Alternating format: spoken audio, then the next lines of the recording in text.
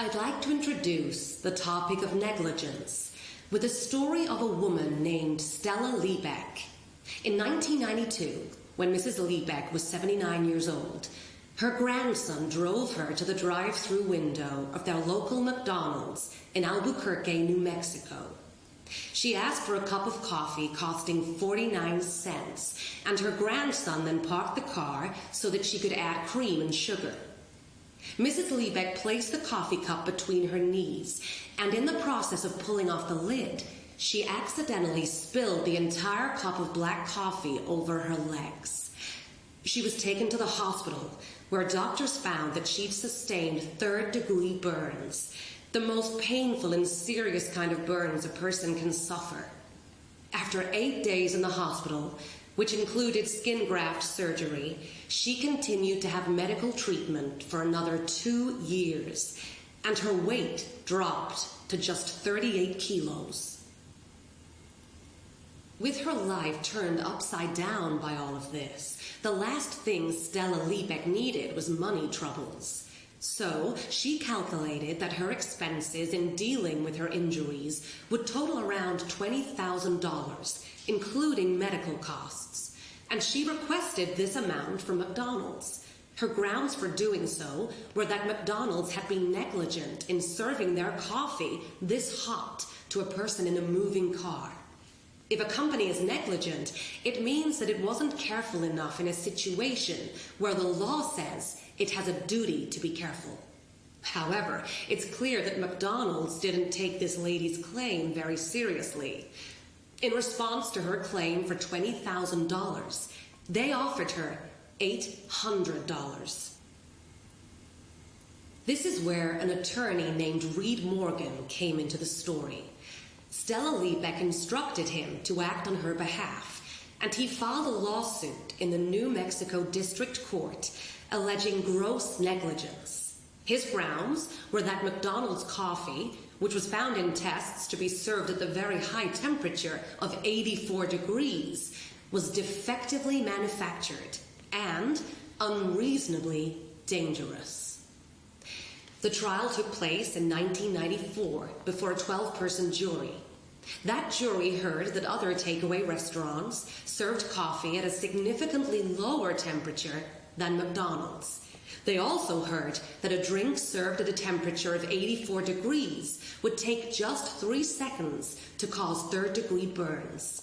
In their defense, McDonald's argued that people buying hot drinks from drive-thrus were often going on long journeys and expected their coffee to stay hot for a reasonable length of time after purchase. They also pointed out that there was a warning printed on their coffee cups stating that the contents were very hot. What would you have decided if you'd been on that jury?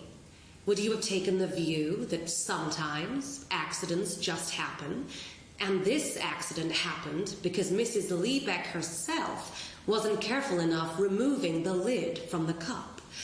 Or would you perhaps have decided that McDonald's were entirely liable for causing serious injury because they were in breach of their legal duty to take care and not cause completely predictable harm to people buying their products? The jury reached its verdict on August 18th, 1994. They awarded Stella Liebeck $200,000, which was, in the end, reduced by 20%, as the jury felt that she herself was 20% liable for the injuries she'd sustained. This is called contributory negligence. But then the jury added an extra amount in the form of what's known as punitive damages. This is an amount of money that is intended not just to compensate the victim of negligence, but to punish the negligent party.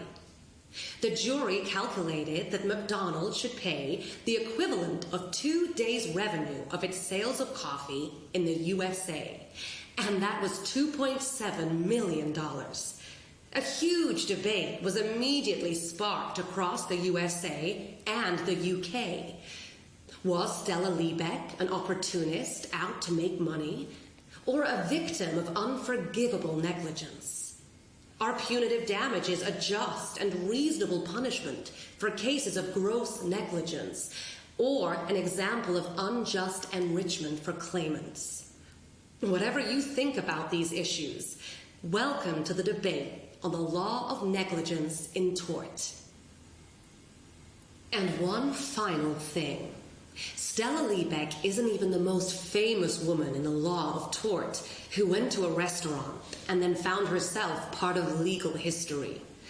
Even though TV company HBO turned her story into a documentary called Hot Coffee, and her case was a headline story on the news in the US every day for weeks, there's a woman whose negligence claim was even bigger news than this.